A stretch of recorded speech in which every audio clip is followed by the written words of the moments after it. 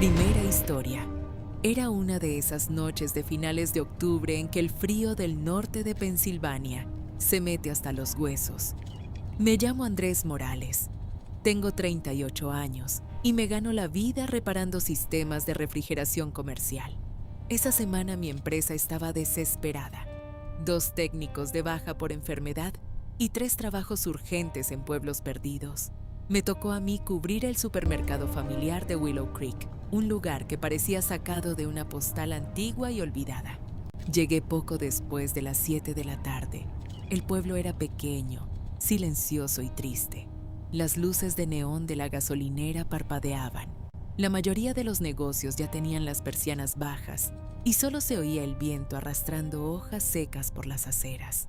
El motel Estrella del Norte estaba al final de la carretera principal, casi en las afueras. Era un edificio largo de una sola planta, con 12 habitaciones cuyos números plateados brillaban débilmente bajo las farolas amarillentas. Solo 4 vehículos más en el estacionamiento. Aparqué mi camioneta Ford negra frente a la habitación 11 y entré a registrarme.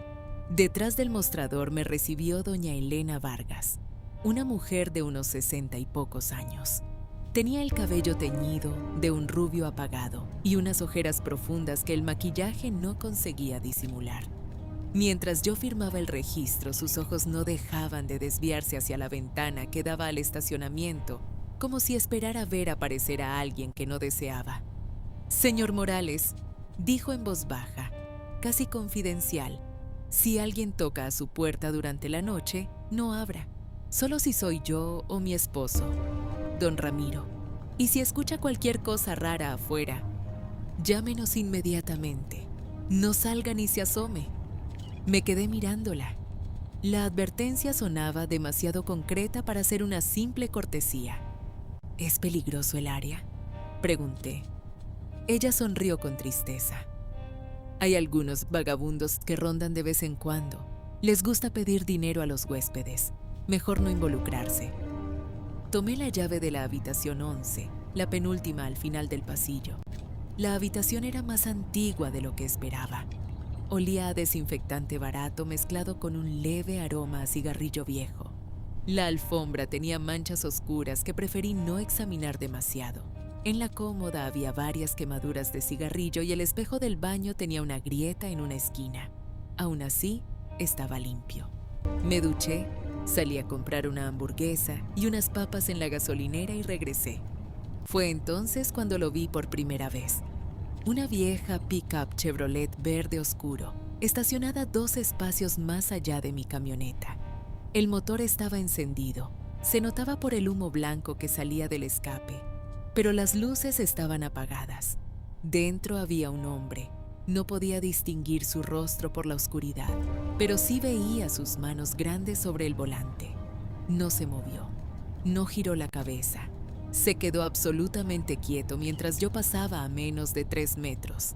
Sentí un nudo en el estómago, pero me dije que estaba cansado y paranoico. Entré, cerré con doble llave y traté de relajarme viendo videos en el teléfono. La primera señal clara llegó alrededor de las 11:20. Estaba a punto de dormir cuando escuché pasos en la acera de concreto frente a las habitaciones. Eran lentos, deliberados. Se detuvieron exactamente frente a mi puerta. Contuve la respiración.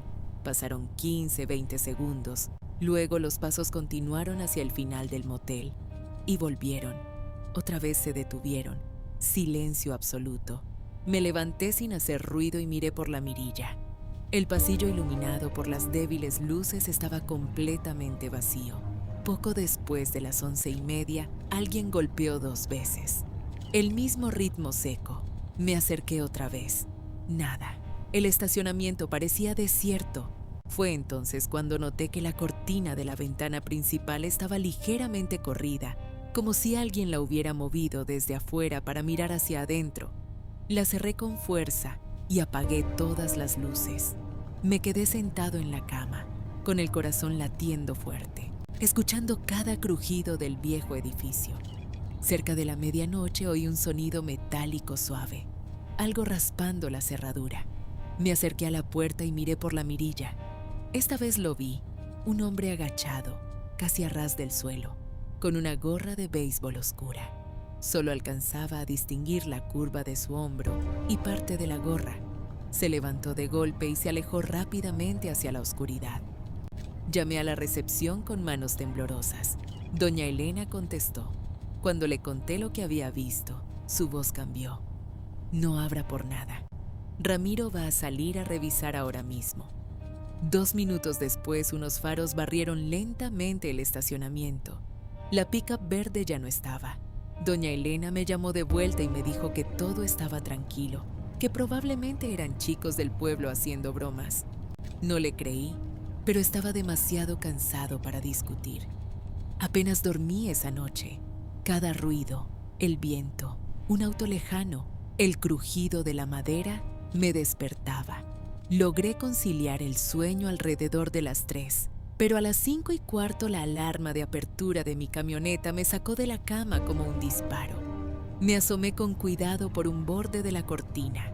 Había un hombre alto, vestido con chaqueta oscura y gorra, de pie junto a mi Ford con la puerta del conductor entreabierta. Revisaba el interior.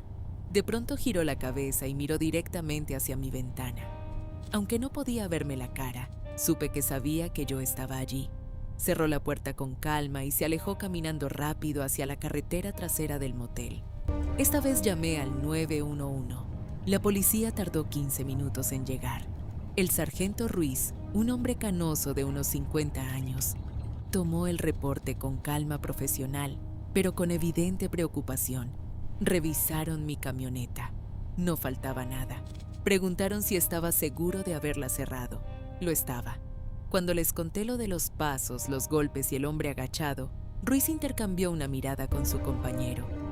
Las cámaras solo cubren la oficina y la entrada, explicó don Ramiro, el dueño, que había salido en bata. Nada de este lado.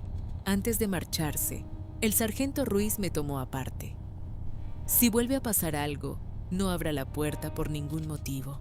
Recoja sus cosas y váyase apenas amanezca. Trabajé todo el día siguiente en el supermercado. El trabajo me distrajo. Reparé 2 evaporadores y un sistema de alarma de temperatura que fallaba. Los dueños, una pareja mayor muy amable, me invitaron a comer con ellos. Por unas horas casi olvidé lo ocurrido, pero cuando regresé al motel ya estaba oscuro otra vez. Doña Elena me esperaba en la recepción. ¿Todo bien, señor Morales? No dormí casi nada, admití. Ella dudó un segundo y luego dijo, si quiere puedo pasarlo a la habitación 2, la que está cerca de la oficina.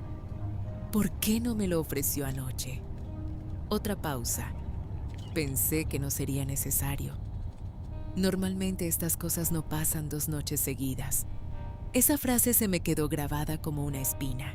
Intenté convencerme de que exageraba, pero ya no podía ignorar la sensación de que algo malo rondaba el lugar. Aún así, estaba exhausto y sucio de grasa y refrigerante. Decidí quedarme una noche más. A las 8:30 regresé con comida. Apenas había empezado a comer cuando escuché el motor de una pick-up acercándose despacio. Miré por la cortina. Era la misma camioneta verde. Pasó frente a mi puerta, dio la vuelta al final del estacionamiento y se apagó en el rincón más oscuro, con las luces completamente apagadas. Nadie bajó. Se quedó allí, quieta, como un animal acechando. El miedo empezó a crecer. Apagué las luces y la televisión. Me acosté vestido, con el teléfono en la mano y el número del 911 ya marcado. Listo para pulsar llamar. Pasadas las 11:30, comenzaron los pasos otra vez. Lentos, muy lentos. Luego, un toque suave en la ventana, justo al lado de donde estaba mi cabeza. Después, otro. Y entonces una uña, o algo parecido, se arrastró lentamente por el vidrio, produciendo un chirrido que me erizó toda la piel. Sabía que la persona estaba a menos de 1 metro de mí, sabiendo perfectamente que yo estaba allí, fingiendo dormir. De pronto oí que la puerta de la habitación 12, la que estaba vacía al lado de la mía, se abría. Escuché claramente cómo manipulaban la cerradura y luego el clic de la puerta al abrirse. Me arrastré hasta la pared compartida y pegué la oreja. movimiento cuidadoso. Alguien caminaba descalzo o con zapatos suaves, intentando no hacer ruido. Llamé al 911 susurrando. La operadora me pidió que me mantuviera en línea. Mientras hablaba, un golpe seco retumbó en la pared, justo detrás de la cabecera de mi cama. Luego, otro más abajo, como probando la resistencia de la estructura. Después, silencio absoluto. La pequeña ventana del baño empezó a moverse. No era solo vibración, alguien la estaba abriendo desde afuera. Corrí y la cerré con todas mis fuerzas. Del otro lado empujaron una vez. Sentí la presión contra mis manos. Logré cerrar el pestillo, aunque sabía que era frágil. Atrancé la puerta principal con la silla de madera y me quedé en medio de la habitación, temblando, escuchando mi propia respiración entrecortada. Cuando por fin llegaron las luces azules y rojas de la policía, oí al menos 2 personas corriendo por el estacionamiento. Los oficiales encontraron la mosquitera de mi ventana arrancada y tirada entre los arbustos. Había marcas frescas de palanca tanto en mi camioneta como en la puerta de la habitación 12. El sargento Ruiz regresó esa madrugada. Me llevó aparte, lejos de los demás, y me habló con franqueza. No es la primera vez, Andrés. En los últimos 6 meses hemos tenido 2 casos similares aquí mismo. Hombres solos, trabajadores forasteros. La misma camioneta verde aparece. Intentan entrar a los vehículos, prueban las habitaciones. Uno despertó con la puerta entreabierta. Otro escuchó gente afuera, pero se fue antes de que pasara algo más grave.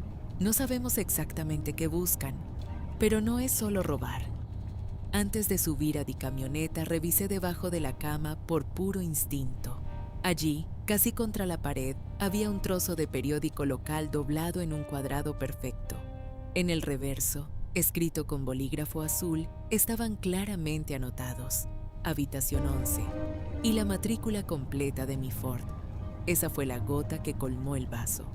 No esperé ni un minuto más. Empaqué todo mientras 2 oficiales vigilaban la puerta.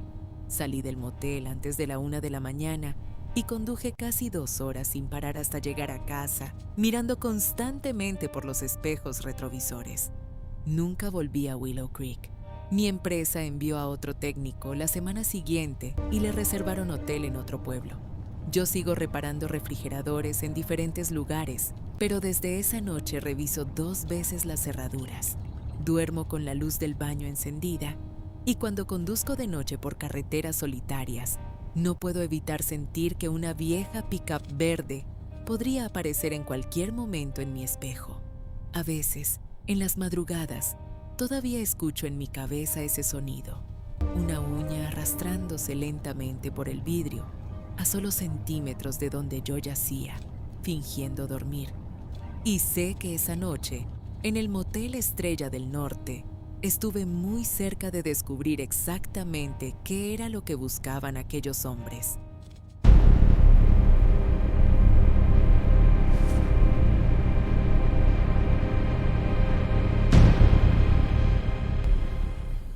Segunda historia.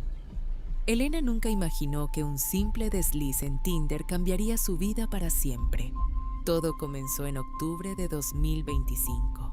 Recién salida de una etapa complicada, descargó la aplicación buscando algo de distracción y tal vez una conexión real. Apenas había pasado unos minutos cuando apareció el match. Marcus, alto, uniforme militar, sonrisa confiada. Le escribió primero con un simple «Hola, ¿cómo va?», y él respondió casi al instante. A partir de ese día, las conversaciones se volvieron constantes. Hablaban desde que se levantaban hasta que se dormían. Marcus estaba destinado en una base militar a menos de 1 hora de su ciudad. Al principio parecía atento y encantador, pero después de solo 3 semanas, su actitud cambió drásticamente. Empezó a mostrarse celoso y controlador, a pesar de que ni siquiera habían tenido una cita formal. «Eres mía», le repetía. «Si no puedo tenerte, nadie te tendrá. Y si intentas borrarme de tu vida, te mataré». Las amenazas se repetían una y otra vez. Elena se sentía atrapada. En diciembre, Marcus desapareció de repente. La eliminó de Snapchat sin explicación. Ella respiró aliviada y trató de seguir adelante, hasta que semanas después, él reapareció. La volvió a agregar. Elena, recordando sus amenazas, aceptó la solicitud por miedo. El primer snap que recibió decía: «Llevo 8 semanas pensando en tu sonrisa. Me arrepiento de haber dejado que mis demonios ganaran». Ella respondió con un seco «Qué lindo», solo para no provocarlo. A partir de ahí, Marcus actuó como si fueran pareja. Le exigía saber dónde estaba, con quién, a qué hora regresaba. Insistía en que activara el mapa de Snapchat para protegerla. Elena respondía por puro terror, midiendo cada palabra. La noche del jueves todo se descontroló. Elena había salido con su amigo Lucas. Regresaron cerca de la 1 de la madrugada. Lucas la dejó en la entrada del callejón que llevaba a su casa. Apenas había dado unos pasos cuando una figura surgió entre las sombras. Escuchó su nombre.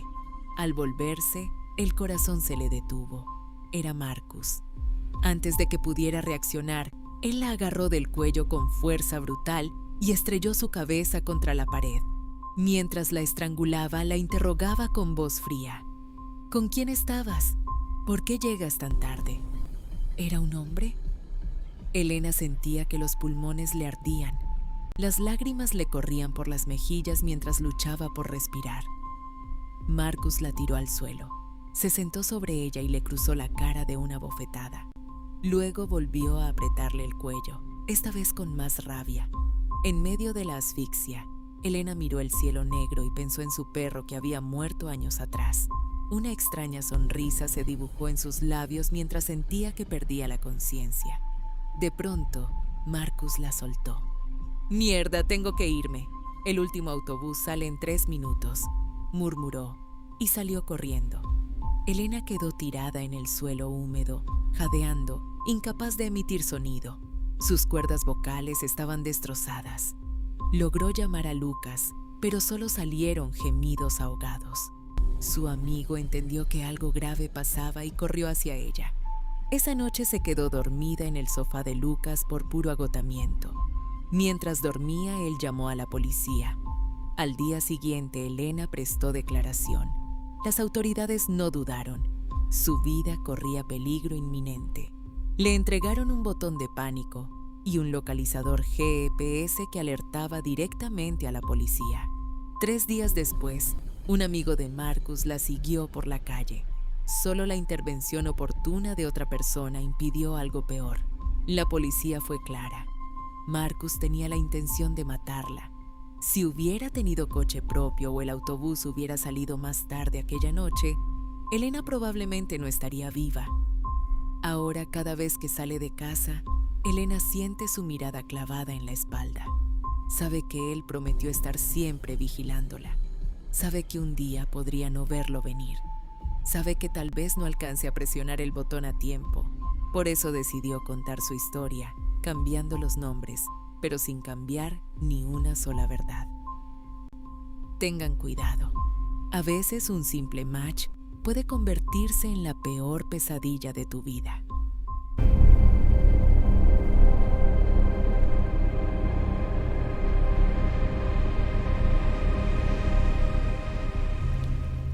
Tercera historia.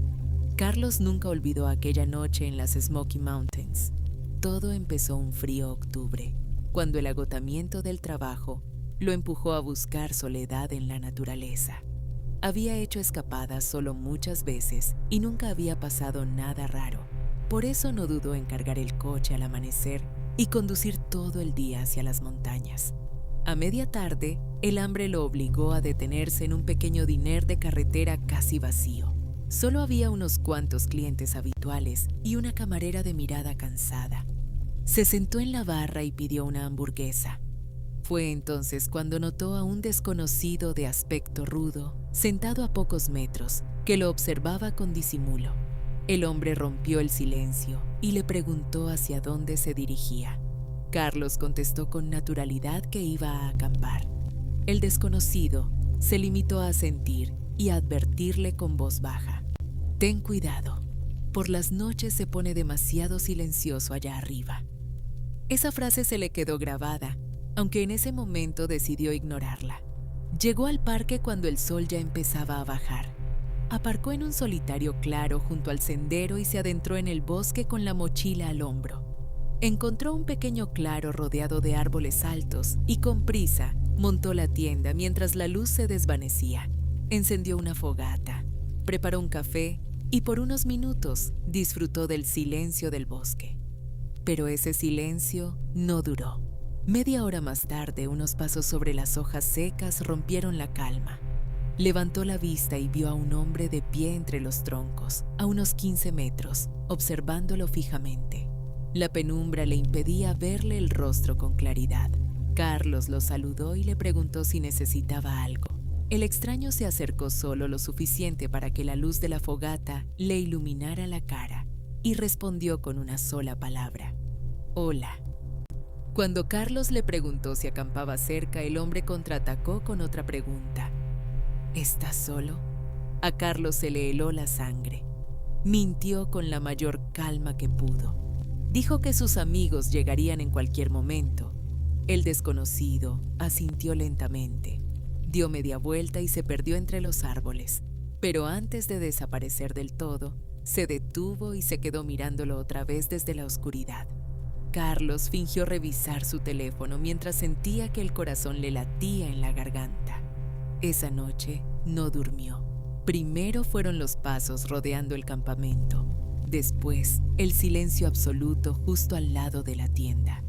Luego, una exhalación lenta y profunda, tan cerca que parecía que el hombre estaba pegado a la tela. Carlos permaneció inmóvil, conteniendo la respiración, fingiendo dormir. Los pasos se alejaban y regresaban una y otra vez. A veces se oían 2 o 3 personas moviéndose al mismo tiempo. Horas de terror en la más completa oscuridad. Cuando los primeros rayos del amanecer iluminaron el interior de la tienda, Carlos no lo pensó 2 veces. Salió a toda prisa, recogiendo lo esencial con manos temblorosas. En cuanto puso un pie fuera, varios pasos corrieron a esconderse entre los árboles. Eran más de uno. Lo supo con certeza. Regresó al coche, se encerró dentro y, exhausto, se quedó dormido. Al despertar horas después, intentó convencerse de que todo había sido producto de su imaginación. Decidió volver al campamento a recoger el resto del equipo, pero cuando llegó al claro, no quedaba nada. La tienda había desaparecido. El saco de dormir, los utensilios, la mochila pequeña, todo se había esfumado. Solo permanecía el círculo negro de cenizas de la fogata. El lugar estaba impecable, como si nunca hubiera estado allí. Carlos sintió un escalofrío que le recorrió la espalda. Sin mirar atrás, regresó al coche y condujo sin parar hasta su casa. Nunca denunció lo ocurrido. Nunca volvió a acampar solo. Aún hoy, años después, cuando cierra los ojos en la oscuridad, sigue escuchando aquellos pasos lentos rodeando su tienda y se pregunta cuántos ojos lo observaron aquella noche mientras fingía dormir.